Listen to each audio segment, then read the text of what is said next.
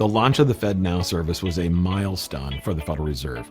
It's part of the new wave of payment innovation that is rapidly gaining steam across the industry. We started with 35 institutions, and 12 months later, our network has grown to more than 900. The 24/7, 365 availability to settle into a bank account gives businesses and consumers the ability to tap into instant clearing and settlement. Our goal, over time, is for instant payments to be ubiquitously available and broadly used. Hello, everyone. As you guys know, I like to cover projects that set the standard. I will talk about things like QNT.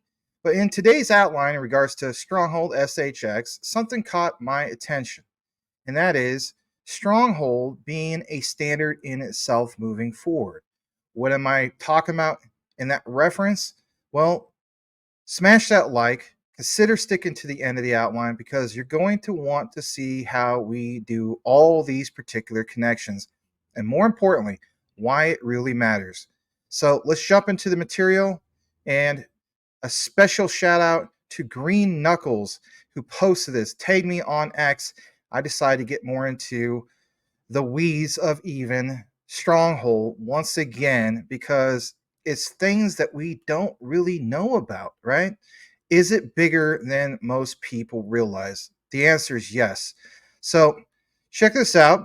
Again, shout out to Green Knuckles. What does he have? Well, he mentions some of these key things, and I'll full screen this for you. He talks about, for instance, Tammy Camp, and it's basically this revealing interview. It's 9 years ago, right? And it's not time sensitive, but boy, what a discovery from Green Knuckles. He says from this quotation from Tammy Camp of Stronghold, SMTP is a protocol that powers email, right? You want it to be as ubiquitous as email. Again, think about standards. So I gone ahead and listened to this before I made this recording, and I wanted to share this with you guys because it literally is from 2015. Understand that Tammy Camp took the time to attend some things. We'll get into the weeds about why this is important here in a bit. I'm going to play this key area at the 12-minute mark like Green Knuckles was talking about. Let's go ahead and play this. We'll be back here shortly. This is not going to be super long. Here we go. This idea of to go to these 40,000 people, 4 million people in 4 months. How does that happen? Like what? Oh, so that's purely on referral. So we'll take PayPal. Actually, so it was a payments protocol. It enabled people to send money instantly for free in any currency, and so applications would go on top of it. Protocol meaning like SMTP. SMTP is the protocol that email runs off of, right? It's free, no one owns it, and we're basically building the same thing, or it's still in existence. We built the same thing, but for financial services, for remittances and like money transfers and stuff. So basically, what we built education program into the mandate of what we were doing, and we just looked at PayPal because. Keith, it was actually funded by Stripe, which is the payment processing company, and then so Patrick Collison and Keith Raboy, which is in the PayPal mafia, were on the board, and they pointed us into the direction of looking at PayPal. Now, when PayPal started, it was back in the day where everybody they were very scared to move money on the internet, and they were having a hard time getting users. And what they did was give away $10 to people. They funded everybody's account $10, and that's basically what we did. We funded everyone's wallet with $10 worth of Stellar, which is the currency that's native to that protocol. What's $10 worth of Stellar worth? $10. $10 like US. Yeah, $10. That's $10. That's $40 million. That's a lot of money. So yeah, well, we gave it away. I think you can still get it now. The giveaway is still going. What's the site? Stellar. Yeah, stellar.org. So yeah, giving away free money, it works. Okay, and then it's a case of, so how is this different to PayPal? So PayPal is an application a service that sits on top of the existing payment system, ACH and SWIFT and Fedwire, right? we're building a Swift 2.0, right? So all of those ACH, Swift, and FedWire have been built over the last 30 years. So a lot of that actually predates the internet. If you think about mobile phones, I mean, the penetration of 5 years has just been crazy. So having all of our financial services built off of, technology that predates the internet, obviously needs upgrades. So this was our solution for that. Okay. And then so when that happens, right? Because I think a lot of people would be like Sissy was, people usually think when they think about quitting their job or building their business, they're thinking, well, I'm going to go and get, make 1,000 sales, make a couple $100,000. And here, like, I like the way you are and the way people in, like, say, Silicon Valley think about scale. Like, you're not thinking, oh, let's get a couple hundred users. Let's go get 4 million users. No, we were thinking, let's go sign up the world. No, that's actually what the mission is to sign up the entire world to be on that protocol. Just like SMTP, think about email. Yeah. SMTP is a protocol that powers email, right? We want it to be as ubiquitous. Our goal, over time, is for instant payments to be ubiquitously available and broadly used. It says email. Okay. Right? Why? You're like looking at me. No, like, I'm not. It's funny. It's like I'm out of questions. You're like you're saying, all right, we're gonna build this thing where you get everyone in the world on it, and it's like, all right, well, cool. It's like I don't even know what to say to that. I think it's awesome. I think it's because you've been to. This reminds me of not Silicon Valley, Singularity University. Yeah. Which you've been to. Is this one of those projects that stems from Singularity University? It's an area that I grew to love because I went to Singularity University. Interesting. She mentions SMTP, things like making it like a new standard for Stronghold, clearly. And moving forward, her time over at Singularity University. So what in the world is that, just in case you're not aware of it? Well, I decided to get more into the weeds of that, and let's take you over there, because it's the things that people attended to with their education that can also help them moving forward. I mean, let's face it. Let's take you over to there. It is Singularity University, and as you see right here, the thing that caught my attention was what it mentions on the screen. AI Deep Dive Program is just one example. One-day program designed to give your team high-impact overview of how AI is driving disruption in your industry. Now, I understand there's a lot of other things that Stronghold's part of, but it seems like everything that we get more into has references in regards to AI and AI governance and all these particular things. As I got more into it, I came to the conclusion that this whole thing of Singularity University seems familiar. So some of you guys are going to ask, well, is Singularity Net and Singularity University the same thing? And basically speaking, the answer is no. While both are related to the concept of technological singularity, they serve different purposes. And basically what I want to mention here is this.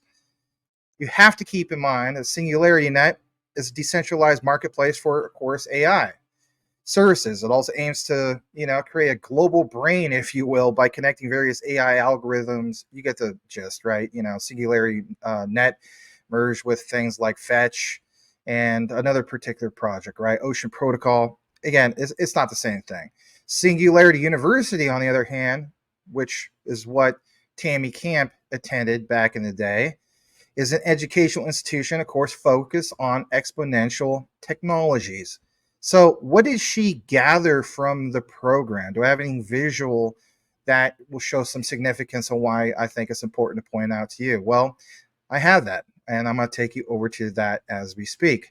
This is basically like a trailer of Singularity University, and boy, oh boy, very, very impressive. So let's just jump into that, and then we'll come back here shortly. Here we go. Here's a quote. In the past century, there were more changes than in the previous 1,000 years.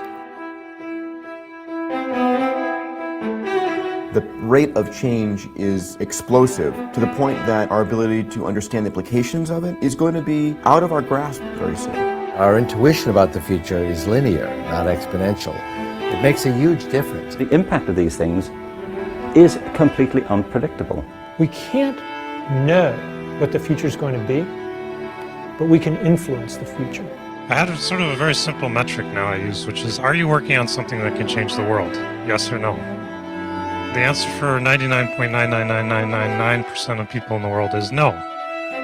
What if we created a university focused on the exponentially growing technologies? I called Ray and he said, great idea, let's do it.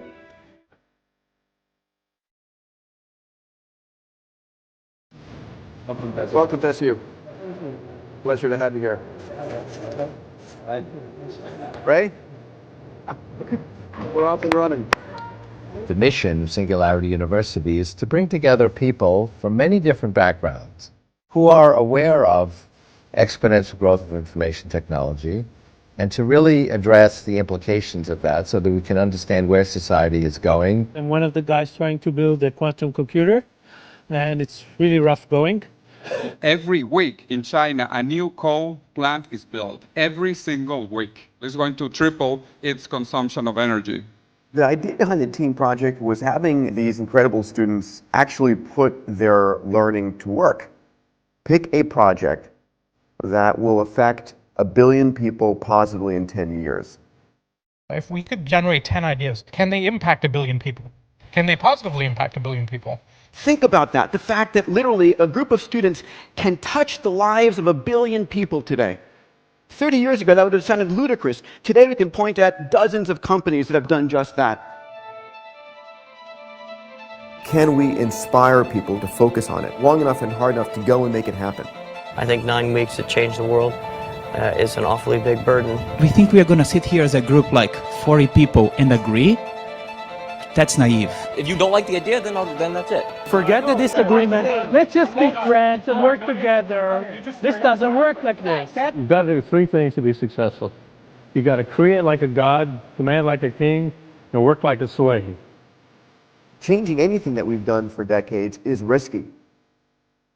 Once we stop taking risks, we basically have hampered our ability to innovate.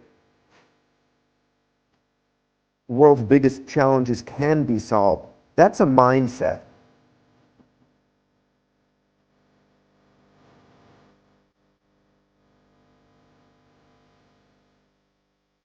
We are living in such a risk-adverse society that it's killing us. There is no problem that the intelligent human mind cannot overcome. None whatsoever. We may have something really, really good here. That was super impressive, was it not? You know, at the end of the day, we want to hear or see stories about those, especially Tammy Camp, her background and so on, what she's connected to, especially in the past. Moving forward in this outline, I want to jump into some more material. Again, shout out to Green Knuckles. What does he have? Well, he has also this, and it's understanding a little bit more in regards to the connections for Stronghold SHX. He talks about, with the visual, this, and let's get into that. He states, we like knowing who the angel investors are and what they bring to the table. I like what I'm seeing with Vinny. He puts in like # Stronghold, Rumi AI, Civic.com, and of course his particular LinkedIn. As I got into this, I'm going to share on the other screen why this is important. As you can see here, you have an analyst briefing, a submission, and it shows here this particular angel investor and the seeding rounds. As you guys know, I cover a lot of this stuff, and I'm connected with people that pay a lot of attention to, you know, things like Draper. And while this is not about Draper, it's paying attention to VCs. I've dealt with VCs in the past, especially when I was still in my master's program. But the key thing is understanding that there are so many people out here, and it's all connected to Tammy Camp was talking about Silicon Valley and the San Francisco Bay Area, and you know, her attending like some of these workshops or Singularity University and so on. So Vinny Lingham, who is this particular guy and why does he stand out? Well, as I got into it, I went to the link that was provided. Vinny Lingham is a serial entrepreneur, investor, philanthropist, part of Civic Technologies. He went to Harvard Business School, executive education. My goodness, maybe after I get generational wealth, I could do my doctorate over there. That'd be really cool. I always dreamed of going to Harvard, but it is what it is. With that said, he has a huge background. Okay, so why am I pointing this out to you? Well, look at this. You see Rumi AI, and sometimes we're not aware of some of these connections, but him being part of this, I think, is well worth pointing out because this is cutting edge in meeting AI. Sometimes people want some of these technologies. They don't want to just attend a boring Zoom meeting, right? But as you get more into it, you see even things like this, and this is from civic.com. Trust for digital identities. Civic provides tokenized identity built for the future. These guys realize that it's the plugs, the connectors to other things that have something to do with, technologies that are already built. Civic obviously, stands out. A lot of you guys are more than aware of Civic because I got more into his background on his Wikipedia page. I saw some things here that caught my eye, just like you guys as well. And it's obvious that he's, an entrepreneur. That was part of my emphasis on my MBA. But, I like the idea of seeing the success story of what this particular gentleman is connected to. And more importantly, seeing that he is an investor through the seed round back in the day in regards to like things like Stronghold. So as I got more into this particular outline, I thought I would jump into some key things. And one thing that definitely stood out was, this right here, because it mentions his, again, key things that he's part of. So back in 2012, Liam started a thing called Gyft, JYFT. It's a mobile gift card company, and it had the backing of Google Ventures. Think about that for a second. Gyft, or maybe it's called Gift. Actually, it sounds like it is called Gift. My bad. Obviously, if it's a gift card company, it's not Gyft. Jeez, Maximus. Anyway, so Gift became the leading service in the mobile gift card space and was acquired, of course, by First Data Corporation in 2014 for more than $54 million. Now, get this. As I jump more into this part of the outline, First Data entered the Ireland market, was a joint venture with Allied Irish Banks, PLC, named AIB Merchant Services back in January 18, 2008, but First Data was acquired by ICICI Bank's Merchant Service business in 2009. Now, if you've been paying attention to some of my other coverage, especially when it comes to the last deep dive I did about Quant, in that thumbnail, I specifically point out India, ICICI Bank with India, and that Quant connection is also huge. So we're talking about the big time here, right? So as I got more into this, I decided to go back into some other things. And I said to myself, all right, well, sometimes we haven't really fully gotten into the white paper Stronghold. So here are some key highlights I think you should all be aware of. Number one, Stronghold platform enables payments with the highest degree of interoperability and compliance legacy across modern payment networks, for example. And like it says, open APIs. As you guys know, I'm big on the whole concept of interoperability and APIs. That's what Quant stands out for. But again, you see this with Stronghold. I think that's a big thing to point out. And of course, regulatory compliance, NACHA, and some of these other particular ones. And, we've been there and done that when it comes to the coverage of NACHA. But that also takes me over to here because as we see, Stronghold, most tokens, store value, but Stronghold SHX creates it. Back to what I was talking about with Gilbert Verdian of Quant. It's the internet trust, but more importantly, the internet of value. And the two go together like Forrest Gump and Jenny, peas and carrots, right? Stronghold's expanding a payments ecosystem does what? Well, basically, they use the SHX token as a building block with real world purpose. So we get more into this. Some people want it to be pounded home even that much more about what's in the white paper, but more importantly, it's pounding home Ripple and Stellar once again. And to see that right in the source of the white paper, I think speaks absolute volumes on Stronghold moving forward. Because again, IBM is part of that mix, Ripple, Stellar, but especially IBM, right? And as we get more further into the outline, what do you also see here? You see, for example, other key participants that benefit from a set of blockchain-enabled capabilities. And again, back to the whole thing of Stronghold being a virtual ledger and having like these connections to Stellar, the XRPL with Ripple, and also seeing the big, huge connection of ISO 222, more importantly. So got more even into this white paper. Another key highlight that stood out for me in regards to Stronghold key strategic investors is the one on the top right, second from the top right. It's Arthur Steinmetz from, Oppenheimer funds. And some of you guys that are old school recognize Oppenheimer funds. Why is that? Well, check this out. Here it is from the Wikipedia. Oppenheimer Funds was a global asset manager. Think about that. So many people reference BlackRock, but again, you got to reference some of the old school ones. You're founded in 1959, and as of February 28th, 2019, the company managed over $260 billion in assets, over 13 million investor accounts. But they, of course, were acquired by Invesco. And in the process of doing that, look what happens there. Invesco, as we know, was created in Atlanta, Georgia in 1978 with Citizens and Southern National Bank. But you see here that, again, it's Invesco and what they, I guess, did, all the way up to present. Since 2000, Invesco grown through acquisitions such as an ETF firm, PowerShares Capital Management, and they did a whole huge restructuring program. But the bottom line is this, what you see highlighted, because what you see highlighted is that Invesco, okay, has assets under management of what? $1.5 trillion. And yes, that's from last year's report because we haven't finished the report for this year yet. So really interesting to see these connections.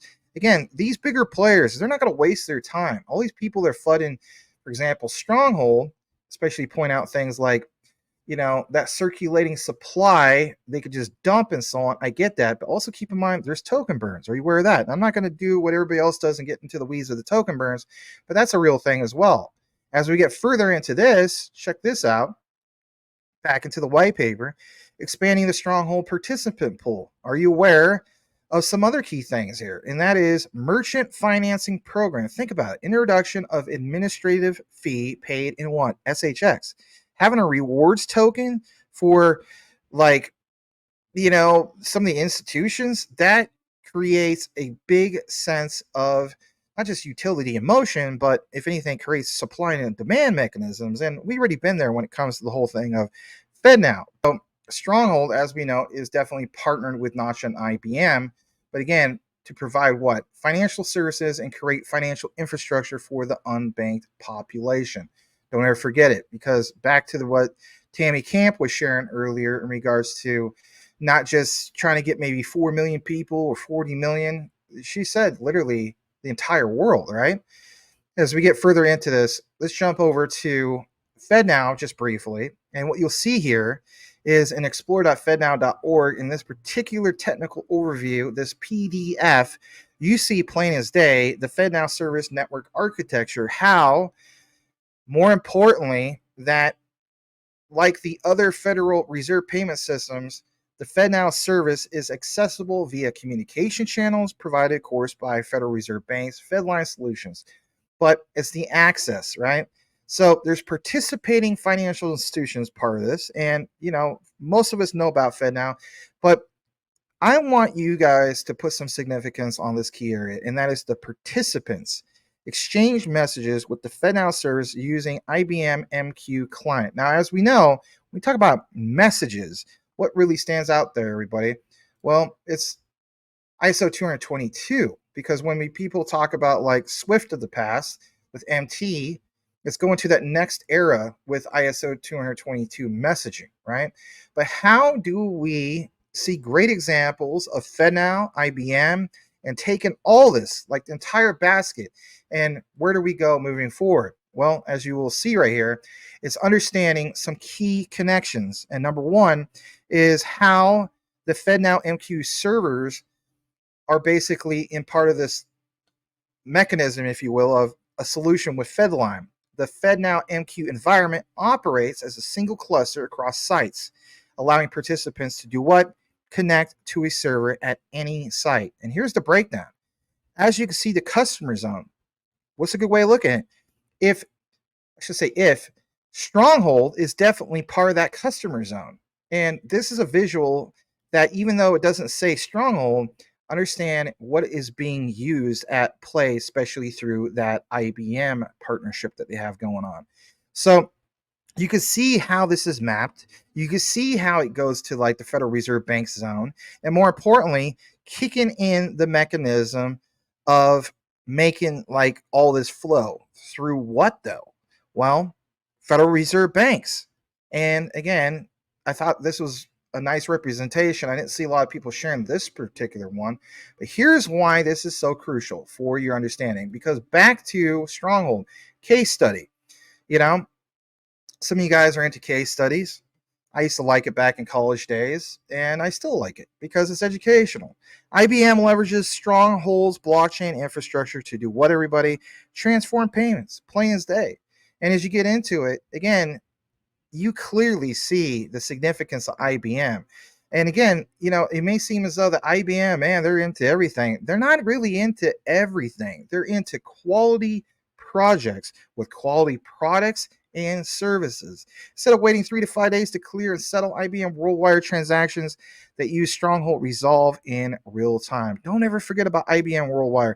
Don't ever forget, especially the Stellar Protocol connection. And most importantly, don't ever forget that Stronghold is part of that Stellar ecosystem. And of course, Ripple is part of that partnership. So they're well connected because of remittances. But more importantly, what does it say in regards to cross-border payments and so on? Well, the results have been in long ago. IBM Stronghold created a virtual payment network, IBM Worldwire, to facilitate what? Real-time cross-border payment transactions for a closed-looped network of course, financial institutions. Sometimes people forget about that, but more importantly, instead of waiting 3 to 5 days to clear and settle IBM Worldwire transactions, of course, that use Stronghold resolve in real time. This is back to the whole thing of, people say, well, I don't need this. I'll just go with Ripple XRP. Okay, I get that. But what one is lower in market cap, right? These are the things that you need to understand when it comes to the fundamentals of, as the saying goes, X's. People that get into BTC, yeah, BTC is, it could probably still do some big things. It might go to 500,000, a million, who knows? But the key thing is, how many X's on your entry point? What if your entry point is where it's at right now? Think about the opportunities. Think about the ones that are in lower market cap. That's where it's always been and where it always will be. As you can see here, there's challenges, but more importantly, this statement: does Stronghold have a solution? Is it through IBM? Well, yes, it is. But IBM Worldwide transactions use Stronghold to resolve in real time, but it's because each unit of value is tracked discreetly and publicly. And Stronghold's USD settlement vehicle is safer than cash. Again, I'll say that again, safer than cash. At launch, IBM Worldwide included 47 currencies in 72 countries, more than 1,081 unique currency trading pairs. Remember how I always talk about the pairs or the enablers of volume? Why did IBM blockchain make Stronghold USD the first US dollar settlement vehicle for cross-border payment network that spans more than 70 countries? Well, here's a great statement from the vice president of IBM Worldwire, who's Jesse Lund. He says, using Worldwire, participants can discover each other's capabilities, negotiate FX rates, and transfer value in real time. Internet of value, but more importantly, also the internet of trust. As we get into the next part, I want you guys to also understand this, because people point out in the comments. I read you guys' comments. I don't get to respond to every single one. And by the way, if you see any of those spam comments, I do my best to delete those, but I mean, they pop up like crazy. So, Stronghold, Sean Bennett, co-founder, defining our niche. Understand the niche, everybody. What makes Stronghold stand out? Well, other than me talking about, this is a great low market cap opportunity for you, understand, like he says, their mission is to provide financial services to all. That's the problem that they're solving. I'll go ahead and play this. We'll jump right back here in just a moment. Here we go. I mean, Stripe is the big obvious one. Our niche is working in industries that have high compliance burdens. And a good sort of a rule of thumb is if there's some sort of buying restriction, age is a good one, such as alcohol, gaming, gambling. They have stricter regulations and often there's KYC around the purchasing. So for them, as well as just sometimes a stigma around what those businesses do, they're unable to get banked or receive extra financial services like cash advances from the traditional players. Our mission is financial services for all. So that's the problem we're solving. Okay, so he calls it niche. I'm old school. I call it niche, right? The other thing I want to get into is the significance of some of these things wrapping up. And that basically is, understanding that there is so many participants and service providers in this. And again, I'm going to share this with you guys on the other screen, but I'm going to pull up this particular list of banks. And I could, of course, use this for other particular examples and so on. But again, look at this. The participants, the service providers, a huge list in that regard. Because what you're going to see here is how this all basically comes together. So I'm going to go ahead and basically stop my screen and share this with you guys. I want you guys to see this. You have this particular FedNow live participants. And last I saw, if you go to the FedNow site, this was updated on September the 16th. So this is another thing I thought that would be really interesting to provide to you guys. So the bottom line is this. We could apply this, of course, to like other things like, Ripple XRP, Stellar XLM, some of these other ones. But again, when we talk about remittances, that kind of blankets so many different banks, does it not? So to see so many of these banks, and I'm not going to list them all because it's a huge list. But again, in states like Illinois, Pennsylvania, Alabama, Texas, New York, Michigan, California, I mean, it goes on and on and on, right? Even here in Arizona. And the bottom line is this. When people realize that, we're getting more and more examples of banks that have been onboarded, like it's live, but we're not at full mass adoption. What happens when we get to that point, like Tammy Camp was talking about, of the whole concept of what, everybody? The whole concept of, specifically speaking, like the next era of a PayPal, right? And we've already seen what PayPal has done in regards to creating their own particular stablecoin. But more importantly, what's the better or bigger opportunity? Well, it's recognizing these ones that are low market cap and what they're connected to. Say what you want. Stronghold has some huge connections. So hopefully you appreciated this particular outline. Shout out again to the one and only Green Knuckles for his solid research, and glad to provide you guys this particular Stronghold outline. Again, shout out to the one and only Green Knuckles for his solid research that he provided. As the saying goes, know what you have, know why you hold it. The research trumps FUD 110%. Do me a simple favor. If you listen to this particular outline, simply do me a favor and type into the comments GK, as in Green Knuckles, and I'll know that you listened to the outline. Thanks again, everybody. We'll see you on the next one. If managing your crypto feels like solving a puzzle, it's time to switch to Decent Wallet. Say goodbye to complicated setups and hello to Decent Wallet, the hassle-free solution to your digital currency needs. With just a few taps, you can manage, track, and secure your crypto with unmatched ease. And here's the best part. Grab your Decent Wallet at a discounted price by using the referral link below. Don't miss out on making your crypto experience smoother and more secure.